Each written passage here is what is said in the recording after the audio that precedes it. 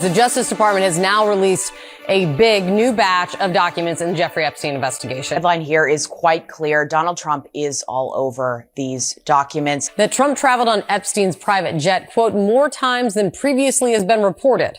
At least 8 times between 1993 and 96. Now, on a flight in 1993, according to the email, there was just 3 passengers. Trump, Epstein, and what's described as a 20-year-old woman. Well, one thing is for sure, the Epstein files are not going away. In fact, they are everywhere, including the headlines of several newspapers belonging to one of Trump's once trusted allies. Yeah, it's going to be a rough Christmas for Donnie. About Trump, right? Just to be clear, in terms of pointing the fingers or having, yes, exactly. And Yes. you've said that before, that you have never heard anything to implicate him. Exactly. It wasn't until I started meeting some of the other women from different countries and different states where I really started to hear their stories. And of course, as a survivor sister and going through what I went through, I do believe these girls.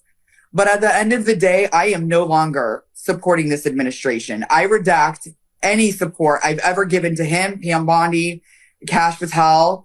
I am so disgusted with this administration. After the latest batch of Justice Department disclosures were released, not only did they tie Trump to Jeffrey Epstein's private jet far more than he had publicly acknowledged in the past, the grim details of this administration's alleged cover-up are now prompting traditionally sympathetic outlets like Rupert Murdoch's New York Post and Wall Street Journal to report the details without protective spin. Imagine that. One way to build trust is to declassify things that everyone's talking about. I know you talked earlier about it. I don't want to be a conspiracy theorist. So if you were president, would you declassify, you can answer yes or no to these. Would you declassify the 9/11 files? Yeah. Would you declassify JFK files? Yeah. Would you, I did a lot of it. Would you declassify the Epstein files? Yeah, I would. All right. I guess I would. I think that less so because, you don't know it. You don't want to affect people's lives if it's phony stuff in there because there's a lot of phony stuff with that whole world. But I think I would, or at least Do you think that would restore trust? Help restore trust? Yeah, I don't know about Epstein so much as I do the others. Now, I will say this is a fast-moving story, constantly evolving with each release, but it appears that a new tranche of files from the Jeffrey Epstein case has prompted the likes of Marjorie Taylor Greene, of all people, to call Trump evil for trying to cover it up. And buried among the thousands of pages were flight records showing that Trump flew on Jeffrey Epstein's private jet at least 8 times back in the mid-1990s, despite him posting many a times to the contrary. Ghislaine Maxwell was also on board for at least 4 of those trips.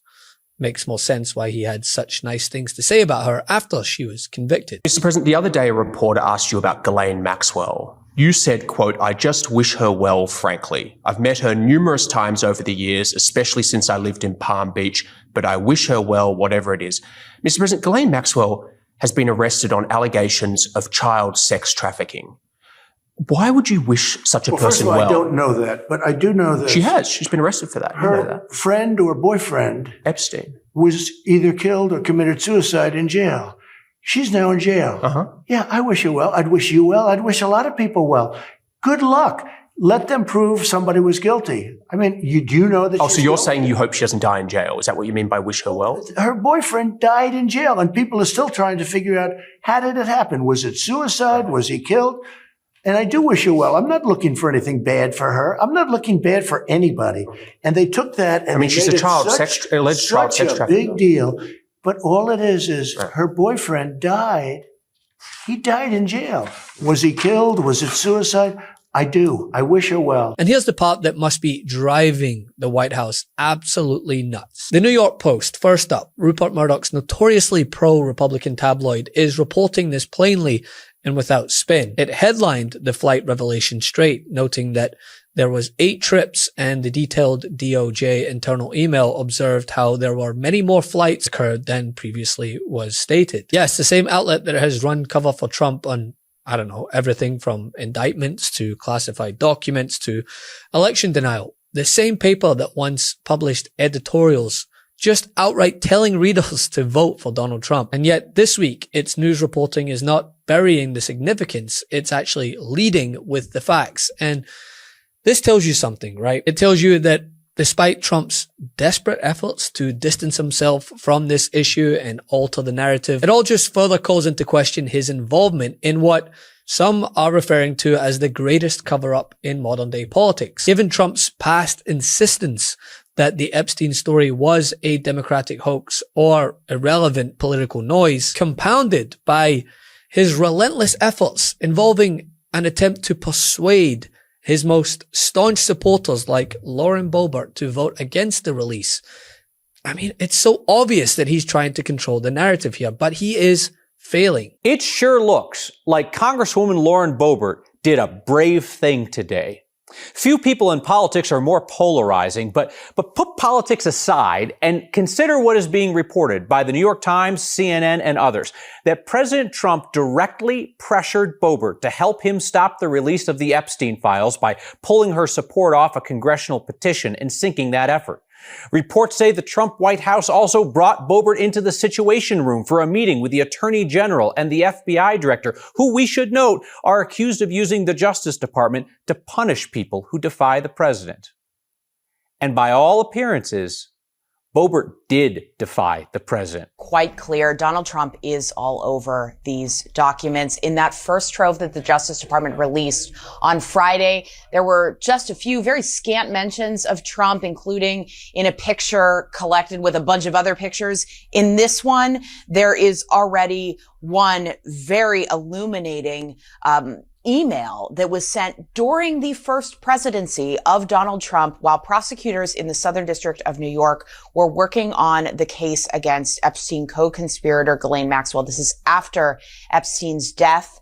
And one of those prosecutors writes, I'm going to read from this letter because it is what was new to the prosecutors at the time and what is new to us now, receiving these documents now in the public sphere from the Justice Department. To the point that the message is now piercing the echo chamber of the Murdoch manipulation network. And the other thing is, it's not just regarding Epstein. I mean, Murdoch's other paper, the Wall Street Journal, have ran hit piece after hit piece lamenting the Republican Party over their outright inability to govern despite being in power. And historically speaking, the midterms are going to go against the president. The question is, how big is that margin going to be? But Dana said, rightly so, that was what my nodding was, that Donald Trump, if he says, I got you, I'm working on it, that people can hear that and that can resonate. But the problem is that it's not one night, it's not 2 nights, it's like 320 nights that he's had to work on it. And he's put into place policies that are making it worse.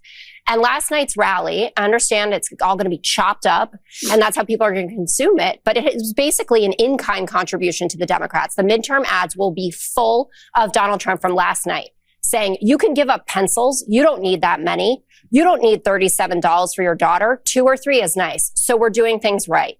Prices are going down. My favorite word is tariff. I just helped our farmers out because they're starting to do really well. The tariffs are making them rich. There is not a farmer that you could find to do an interview that is saying, I have been made rich because of Donald Trump's tariff policy. And last night, Democrats were also busy in Florida and in Georgia. So there's going to be a new mayor of Miami, Eileen Higgins, a Democrat, hasn't won there in decades. I know, before you say it, Brian, there was an independent who was in there in the early 2000s.